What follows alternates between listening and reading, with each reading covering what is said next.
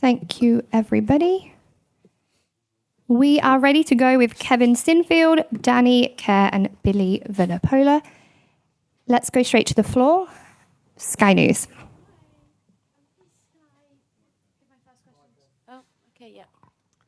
Hi there. We know that you were credited with this idea of putting Marcus at fullback, and he's spoken a bit about it yesterday, but are you able to tell us a bit more about the idea and how it's evolved to this point where he's going to start at 15 for the first time? Good morning, first of all. Marcus has been training at fullback for some time with us now, so we've had a real good look at him. He's come on the last 2 games, only for a short period against Argentina, but at fullback as well, so we feel he's ready. He's got an unbelievable skill set. He's a world-class player, and we feel to have someone like that in our team as a second ball player will be a great addition for us and give us some more variety. We've obviously got Freddie Stewart there, who's been great for us the first 2 games. But as we move through the tournament, we want to have some variety, and Marcus certainly brings that. If she can have the mic again, please. Sorry.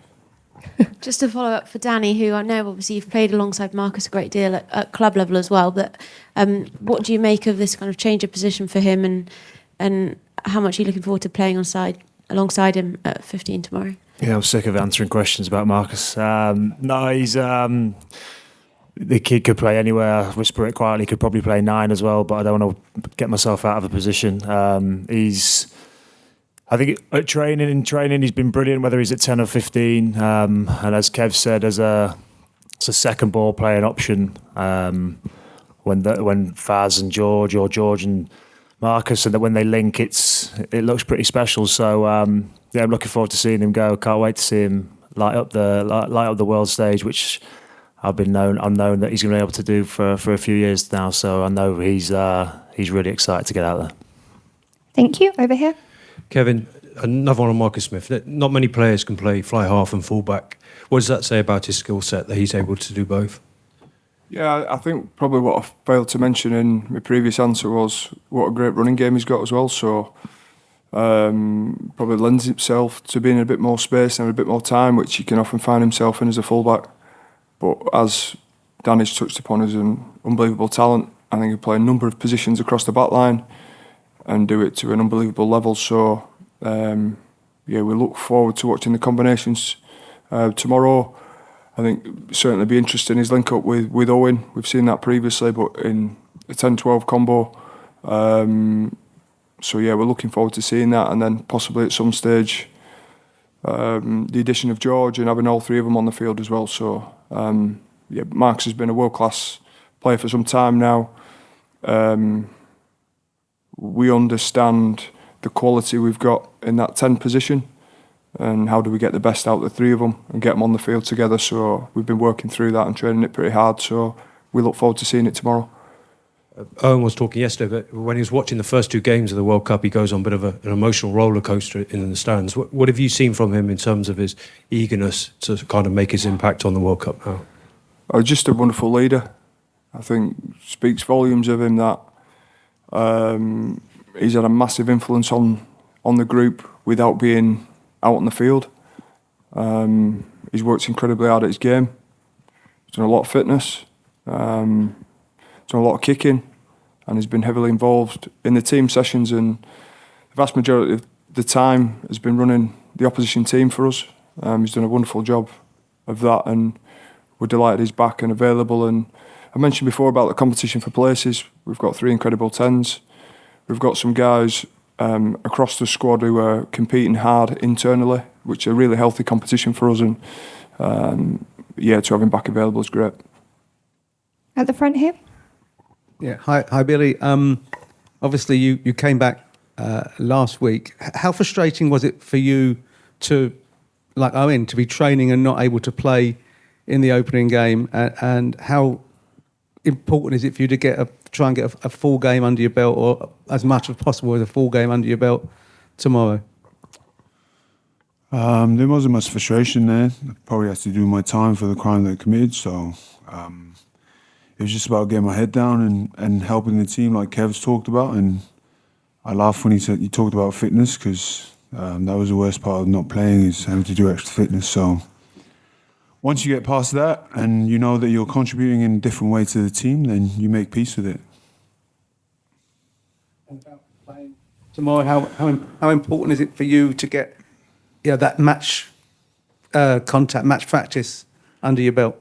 Yeah, it's huge. I think for me, the more I can play, the better I am as a player. I think that's a well-known fact for me personally and for previous coaches. So hopefully I can go out there and play really well. But until we get there, we don't know. Thank you. Billy, Ben Earl's obviously been going really well. You know him really well from Saracens. You know, how pleased are you for him that he's sort of managed to kind of, transfer that to the test arena, and how good is it as well to have that kind of level of competition? Because it certainly seems like there's a real good feeling amongst a group of players. The move's been strong, hasn't it? Yeah, well, Kev's touched on the competition with the 310s. I think there's 6 of us vying for 3 places, so competition is always going to help push the team forward. And you've touched on the team doing really well with Ben Earl at 8, and I was pumped, probably a little bit too pumped when we beat Argentina, as you probably all saw on the big screen. But I was happy for the team, and I'm happy as long as we're doing well. Obviously, like everyone else, I want to play, but if I can contribute in any way I can, I'm happy to do that. And Danny, we talked before about what it means to get these opportunities now in a World Cup, and now it's sort of here and really here. How are you finding that? And in terms of this challenge of Chile as well, how important is it to, I suppose, not change anything in terms of the approach? We can't wait. Yeah, we can't wait. Personally, I can't wait. I know as a team, we're itching to get out there. As you said, someone like Owen, who's been dying to get out there on the field. We can't wait to have him out there as our leader. Good to have the big man back as well. You got a group of lads that are wanting to go and add to what we've already done. 2 good wins so far, but we're not underestimating the opposition. We've seen in this World Cup already, the Tier 2 nations are giving it their all, and they're in games. So we know we're in for a really big game tomorrow. We know we've got to play well.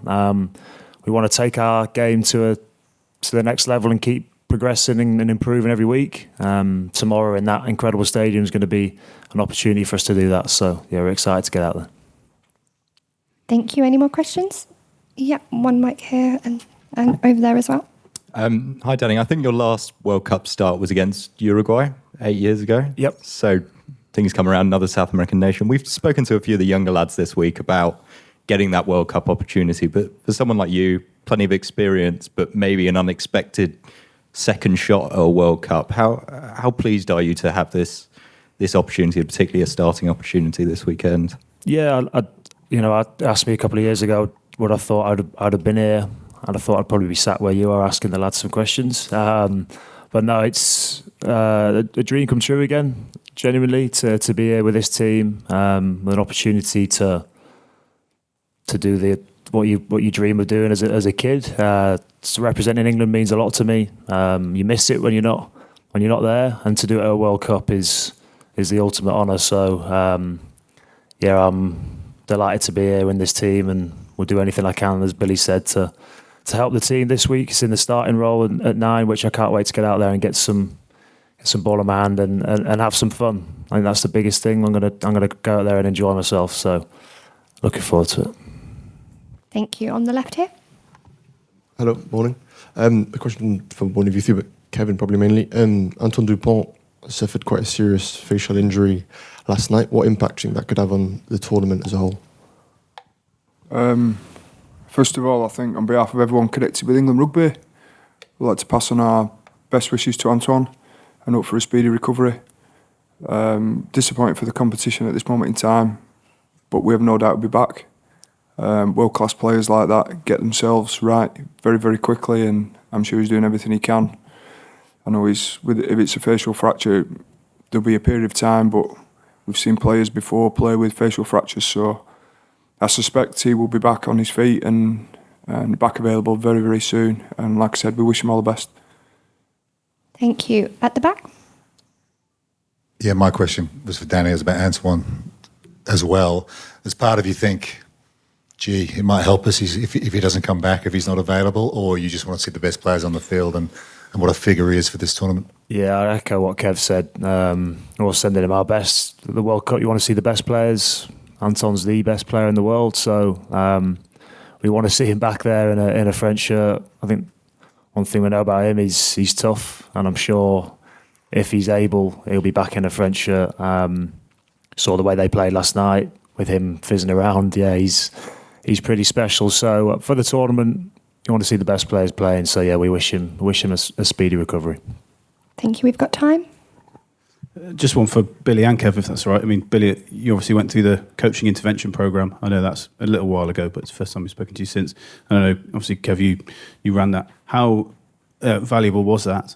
And I know, obviously, you don't just limit to that training in that way to that, but actually, so I suppose the very specifics of doing that and all the work you do, how valuable is that to kind of try to minimise the likelihood of things that are very, very hard to manage in the pace of Test rugby?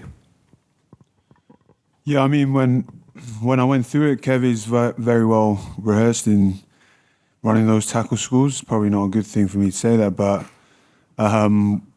for me, it did feel like a little bit like sucking eggs, but I guess it taught me a lot in terms of my technique. Like I said, he was very good at his job. So only took us one time to do, because when you do it, you have to film it. And so I learned a lot from obviously using my arms. And the biggest thing was lowering my height.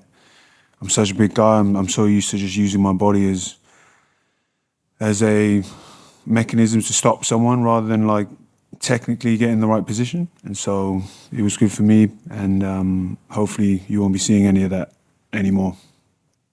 Yeah, we as I've communicated to you guys before, we practice tackle skill most days in short blocks, and we're very smart in the risk and safety and how we apply it.